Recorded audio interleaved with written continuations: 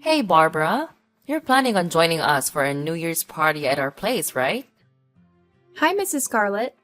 I'm not entirely sure yet. I need to talk to James about it first. But I'm definitely interested. No worries. James told me you were coming. If you can, it would be awesome if you could help me out in the kitchen like you did last year. Oh, James mentioned that? Yep, he did. You're practically family, so it's all good is everything, alright? You seemed excited before. You know you're always welcome here as my son's wife, right? It's not about that. So you're thinking of leaving me with all the cooking and stuff? I could really use a hand like you did last time. That's not what I meant, really. I get it now. You want James to come alone so you can enjoy New Year's on your own? I had a hunch. Someone like you, who didn't get any fancy education, might be a bit confused. If you got something to say, just say it clearly. What's your point? It's just that you had me redo the broth last year, which took time. So I wouldn't have been able to help right away. A good wife would handle that kind of thing smoothly. Anyway, it's settled. You're coming whether you're super excited or not. It doesn't seem like you've improved much this past year, so I might need to show you the ropes again. That won't be necessary, really. We're family, and New Year's is family time, right? No need to stress. The kids won't be around, so it won't be as chaotic. It's not the kids I'm worried about. Last year, I know my husband was drunk and Uncle Mike was a little rough on you, but this year will be much more relaxed, I swear. The drinks won't pack as much punch, I think. Are you sure about that? Absolutely sure.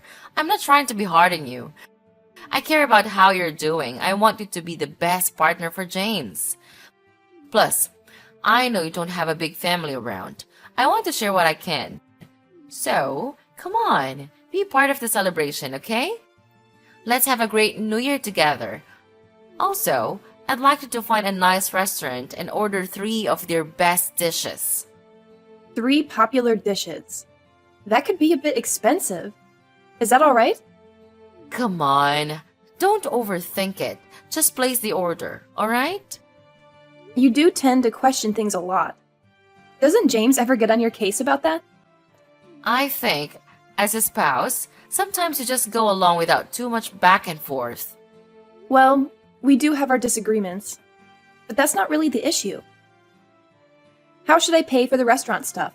Do you want to send me money first? Just pay for it first, and I'll give you the cash when we meet up. You'll get the food, and I'm also counting on you to bring some dishes. If you're my son's wife, you should be able to whip up something, right? Fine, I got it. Hey, Henry, this is Barbara. How have you been? Hey, Barbara! Long time no see. I've been doing great. How about you? I'm hanging in there. I hope your wife and your nephew are doing well, too. Yeah, he's doing all right. Despite his recent breakup, he has been focusing on his studies.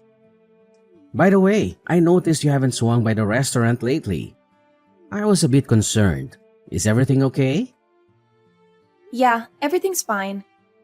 The reason I haven't been coming is that you'd insist on giving me everything for free. I felt bad about not paying for meals that cost quite a bit, so I decided to stop coming. What are you talking about? You worked as our front girl for years. Your energy brought in so many customers. You're a big part of our success. I owe you, so the least I can do is provide you with free food. No, that's not really the case. I'm really grateful for the opportunity to work there and for the meals. But I've moved on from that job, and it doesn't feel right to get things for free anymore. I see. But listen, my wife and I were thrilled to have you working with us. We had a blast. Same goes for we've been looking after him so his parents can sort things out. I knew you were looking after him, but I didn't know the backstory. Is everything okay with your sister and her husband? They ran into financial troubles and went bankrupt. I hired my brother-in-law as a chef at the restaurant to help them out. That's really kind of you. I'm sure they appreciate it. Besides, people tell me I have a bit of an intimidating look, so I couldn't have attracted customers on my own. Well, it seems like it's a win-win situation. I really don't owe you anything. I also don't need special treatment. But, speaking of which, I have a request as your customer. Sure thing. What can I help you with? I'd like to place an order for some food from your restaurant, specifically 3 of the top specials. 3 specials would feed around 9 people. Are you sure that's okay? Yep, I'm actually having a family get-together for New Year's Eve. Would that work? Absolutely. Consider it done. I'll make sure it's a priority. And honestly, I don't mind giving it to you for free. You've paid for so many meals when you didn't need to. Let us do this for you. No, really, it's all right. I'll pay for the whole order. Your restaurant is top-notch, and I can't just accept things for free. Besides, my in-laws will be covering the cost, so no need for special treatment, please. I get your point. But just so you know, offering you 3 top specials can get quite pricey. It's okay, I insist. But I do appreciate the offer. Well, if you're sure. Anyway, I remember you venting about your mother-in-law last time you visited the restaurant. Is everything all right now? I was hoping things got better, especially since you're invited to their family gathering. It's not exactly great. She actually kicked me out of their house last year, claiming I cooked too slowly. What, in the middle of winter? That's awful. Yeah, it was really tough. But I managed to call a cab and get back home. I'm kind of nervous about going back this year. Isn't there someone from your husband's side who would stand up for you? Not really. They've all labeled me as the kid whose parents abandoned her. The whole family seems to have something against me. One of my husband's cousins even told me I'm useless for dropping out of college. That's awful. How does your husband handle it? Is he supporting you? Well, he tends to prioritize his family. When it's just the 2 of us, things are fine. But at his parents' place, he changes completely. That must be really tough for you. Okay, I have an idea. I'll personally deliver your order and stick around to make sure things go smoothly. Oh, you don't have to do that. I'll come by around 6 o'clock on the 25th to pick up the order. Don't worry about it. I'm genuinely concerned, Barbara. I want to help in any way I can. If anything goes wrong, let me know. I'll rush over and set things straight. Let's plan for the big day, just in case. We can discuss the details later. When's a good time to call you? All right. Thank you so much. Hey, Scarlett, can you please let me in? It's freezing out here, and I didn't bring a jacket. I couldn't care less. You're so disrespectful for someone whose parents abandoned them. How dare you talk back to me? Well, you told me I couldn't even have a bite of the food I cooked. And you refused to reimburse me for the bill. That doesn't seem fair. How many times do I need to remind you? You're not part of our family. Our food isn't for you. I understand that I may not be a part of your family, but is it necessary to constantly remind me? I was hoping we could at least share a meal together. Oh, how generous of you. If you're desperate, there's cranberry sauce. Have as much as you want. Fine. If that's how you feel, I'll just head back home then. Like you said, I'm not family anyway. Oh, so dramatic. Going back home like a winded bird, are we? Suit yourself, Barbara. I won't lose any sleep over it, that's for sure. Is that really how you want things to be? We used to be close, and now you're treating me like a stranger. It hurts, Scarlett. Oh, Barbara, spare me the melodrama. We used to be close, but things change, don't they? People change, Relationships change. Maybe it's time you accept that and move on. It's not that easy, Scarlett, and I can't accept this thing happening. I am the one who buys all these things for your family. And now you treat me like this? It's just not fair to me, you know? Oh, please, don't act like you're the only one who's hurt. I've had enough of your constant neediness and emotional blackmail. If you want to leave, go ahead. I won't stop you. Well, you know what, Scarlett? Maybe it's for the best. I don't need toxic people like you in my life. I deserve better than this constant belittling and lack of empathy. Oh, poor Barbara, always playing the victim. Fine. Go find your better people. See if they can tolerate your unbearable presence. I will find better people, Scarlett. People who appreciate me for who I am and don't try to tear me down. And maybe one day you'll realize what you've lost. Oh, I'm shaking in my boots. Good luck with that, Barbara. I hope you find the perfect little bubble where everyone adores you. But don't come crawling back when you realize how good you had it with me. I won't be crawling back, Scarlett. I'm done with this toxic dynamic. It's time for me to prioritize my own well-being. Goodbye. Good riddance. Don't let the door hit you on the way out. Barbara, what's going on? The food delivery just arrived and they're demanding payment. I thought you'd eventually pay me back, so I told them to take the money when they drop off the food.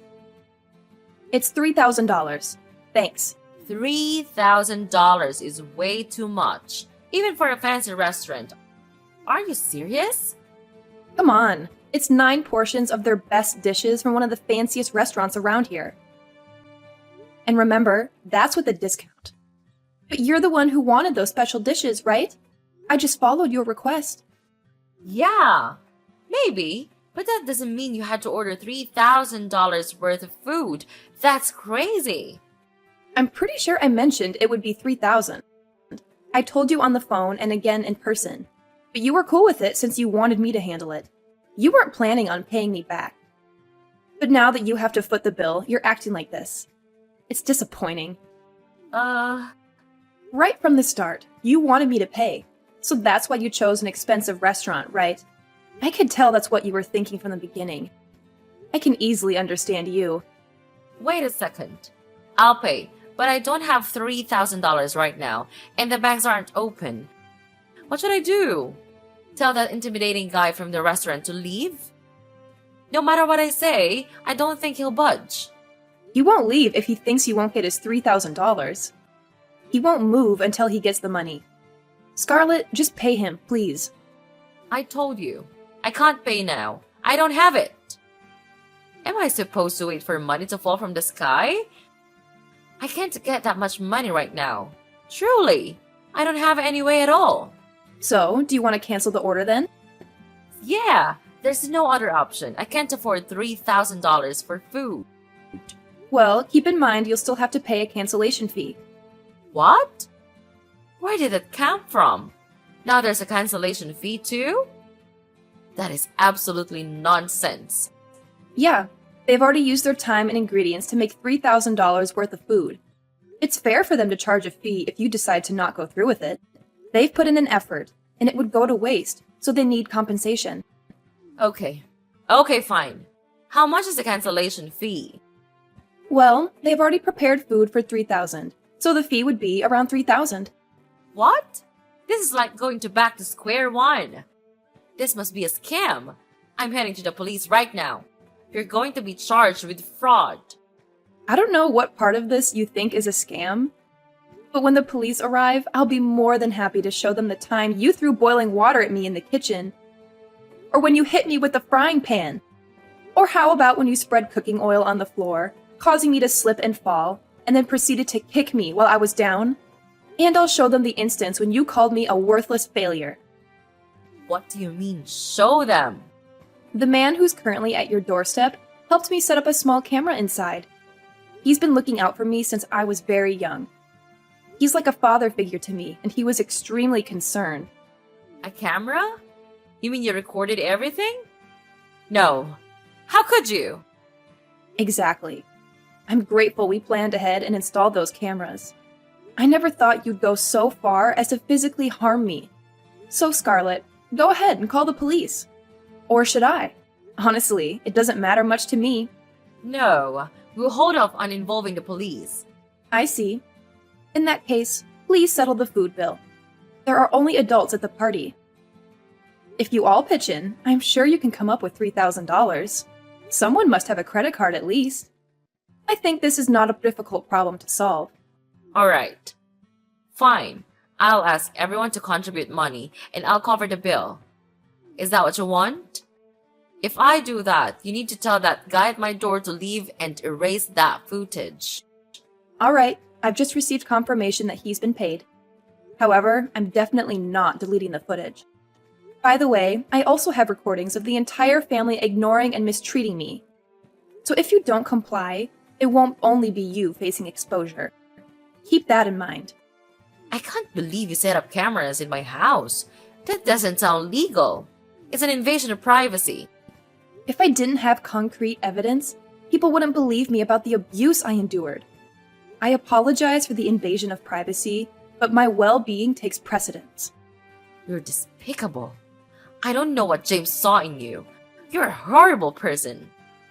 I'd argue you're the one who's despicable for engaging in such cruel behavior that you don't want anyone else to see.